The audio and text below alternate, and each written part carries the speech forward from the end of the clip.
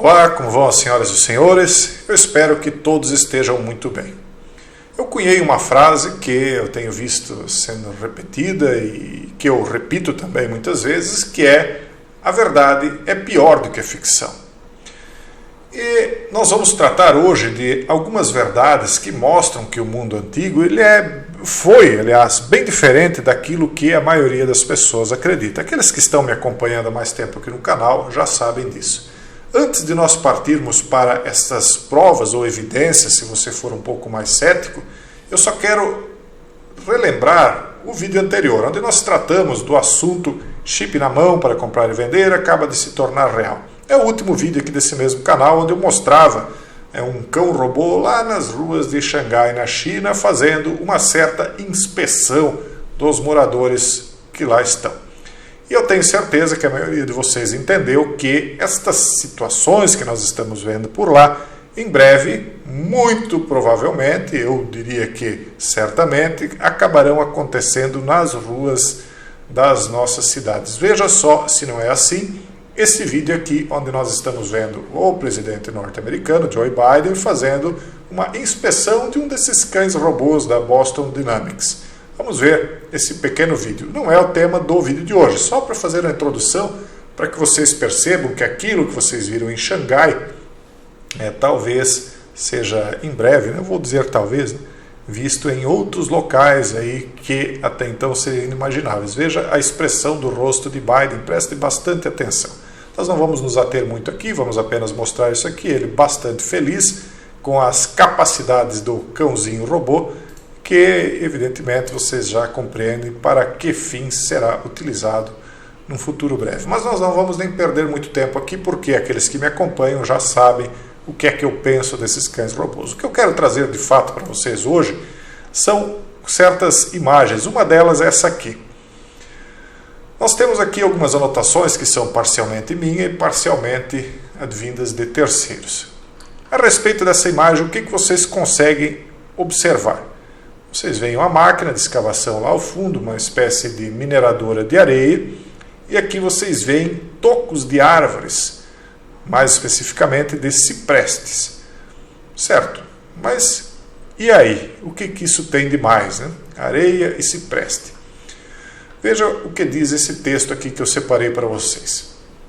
Inundações globais aconteceram mais de uma vez na Terra. Eu não estou afirmando isso, é uma afirmação aqui de terceiro, no caso.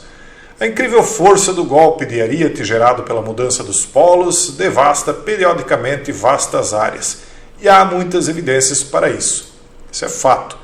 Há uma inversão de polos, isso é cientificamente admitido, isso não é algo que corre apenas nos meios de conspiracy, não. Isso é algo que é cientificamente admitido. Há, esporadicamente, a cada X tempo, uma inversão de polos magnéticos. E aí há, sim, mudanças no mundo em que nós estamos vivendo. E aí uma dessas mudanças, dizem eles, é esta aqui. Na Hungria, a uma profundidade de 60 metros,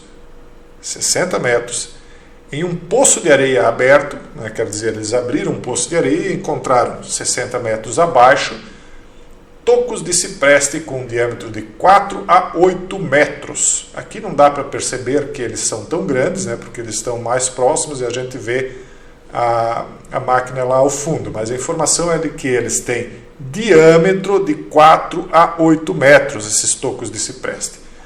Notavelmente, a preservação desses tocos é perfeita e a madeira não foi petrificada. Então, não foi há muito tempo. Nenhuma outra árvore foi encontrada em qualquer lugar da pedreira. E estes ficam amontoados, o resto foi arrastado por um fluxo de lama hidroarenosa. O que eles querem dizer com isso? Essa lama hidroarenosa ela se depositou após a convulsão da Terra em que nós estamos vivendo. Quer dizer, a água que jorra do poço do abismo, que jorra debaixo da Terra, convulsiona lama, areia, pedregulhos e tudo mais, causando então um grande rebuliço, digamos assim, na Terra, e aterrando esses tocos de cipreste. Essa é a explicação deles e acredite quem quiser. Agora, dada essa primeira informação, essa primeira impressão aqui para vocês, vamos para a segunda. Vamos para esse templo aqui que também foi encontrado enterrado. Veja só aqui a magnitude, a beleza desse templo. Veja só, aqui do lado nós vemos o barro, né, que foi desenterrado, e aqui abaixo então já ele limpo, já sem terra nenhuma, ele pelo menos parcialmente aí acessível. O que é isso aqui? É o Rannik Vav, um complexo enterrado a 24 metros abaixo do solo.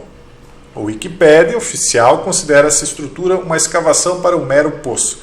Vocês acham que alguém cavaria algo assim para um poço? Teria todo esse trabalho escultural, inclusive, para fazer um mero poço? Então, aqui ironicamente é dito, sim, claro, no fundo certamente pode haver água. Lógico, você tem aí algo que foi soterrado 24 metros abaixo do solo.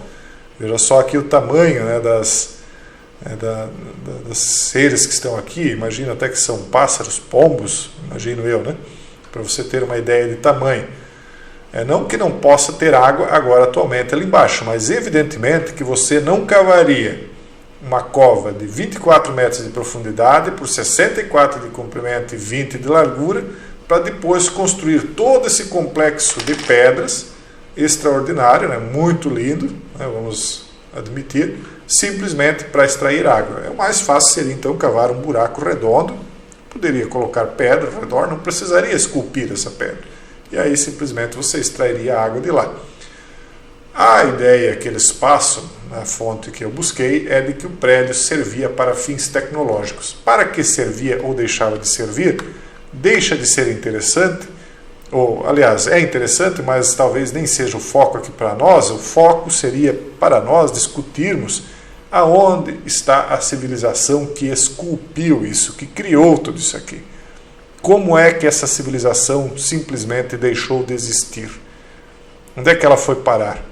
E com que tecnologias ela construiu algo tão magnânimo, tão bonito e tão majestoso e feito de pedra? Não é algo como nós fazemos hoje em dia, feito de cimento, madeira, não, é algo muito mais tecnológico do que nós temos atualmente. Então, acredite no que quiser, mas na minha opinião, houve sim uma civilização muito mais tecnológica no passado do que nós temos hoje.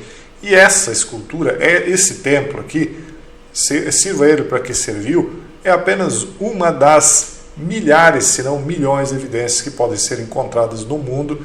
Eu diria que milhares semelhantes a essa, e milhões, né, talvez não tão magnânimas, mas também tão evidentes quanto esse aqui. E isso nos leva a esse outro artefato, já não tão antigo.